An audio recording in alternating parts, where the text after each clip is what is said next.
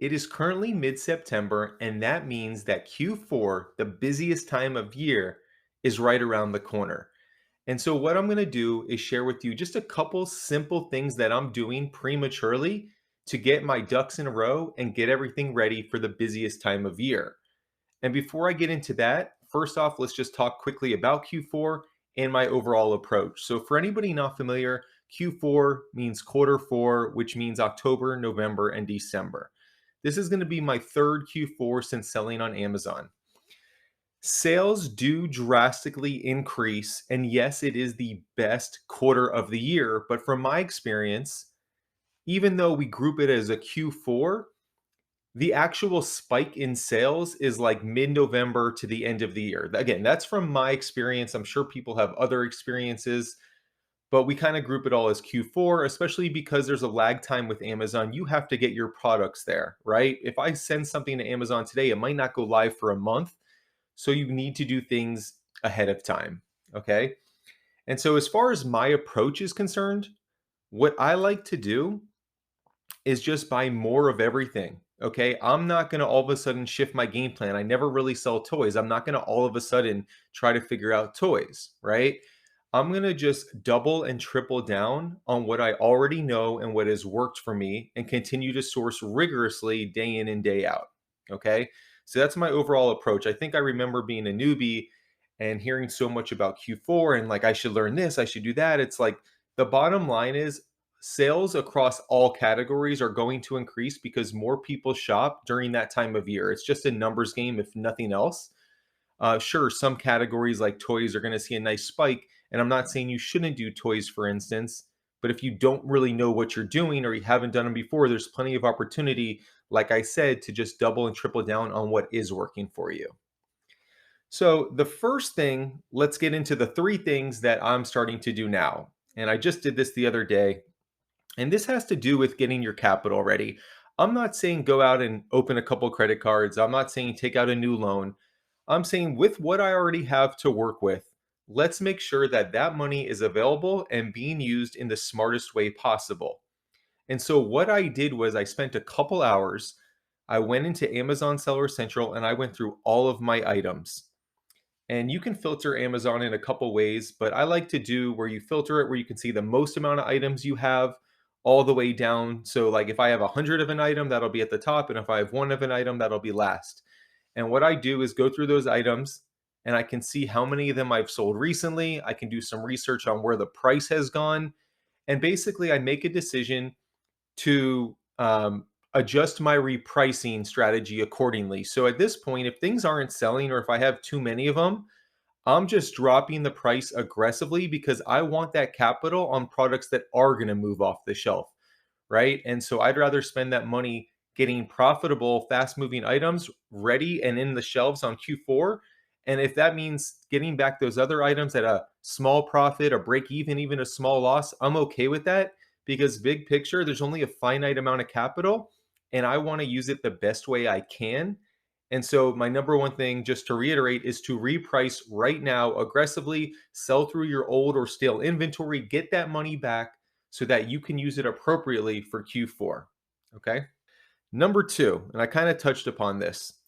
For me, as my approach is to just double and triple down on everything, what I'm doing is going through my products that are good selling products that do make a couple bucks. And rather than doing what I traditionally do, like an example might be like every 2 weeks I buy 10 of the item, or every month I buy 20 of it, just to make up some numbers.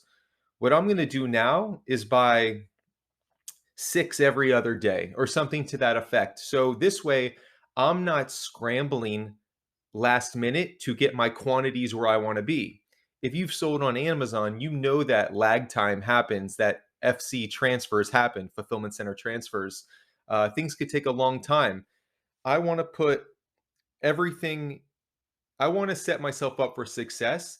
And so I would rather, on these good selling products, I would rather have too many of them in stock for Q4 than not enough. Because if they're good selling products, even if they don't all sell after Q4, I know that they're going to sell. If that means I have to drop the price, so be it. But for me, let's just use some round numbers. If I have 100 items in stock during Q4, and they make $10 profit a piece.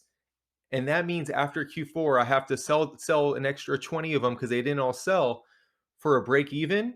I'm totally cool with that as opposed to only having 50 in stock and only making and it's going through all of them, right? So I would rather have too much than not enough, especially if you already know that they're selling. So for me, again, to tie it all back, what I'm doing is just buying a lot more of items consistently now instead of just huge bulk orders the week before that I want to ship it off. So just chipping away now to really build up my reservoirs because it's the world of Amazon and you don't know how long things are going to take.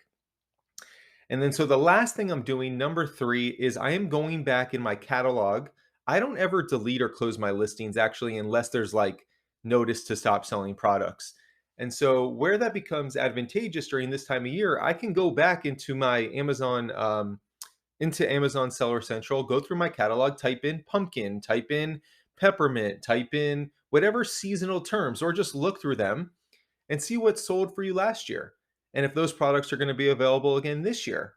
And if they're not identical, at least it can also get the juices flowing. Oh, yeah, I did really well in the grocery segment with peppermint and pumpkin and coffee or whatever the case may be. These are just random examples. So, just to summarize, once again, go through your history of what you've sold last year during the season, during Q4, and double down on what worked. And maybe you can get your juices flowing of new products this year of what you should look for and things like that. So, again, just going back to last year, you've already done the legwork. You might as well reap the benefits if you've been around long enough to have a year's worth of history.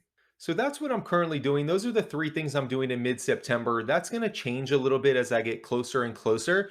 But like I said, for me, basically, I think of November, mid November to the end of the year as like when the sales increase. So everything I'm doing now is I want to have the right products available sitting on the shelves when it's go time.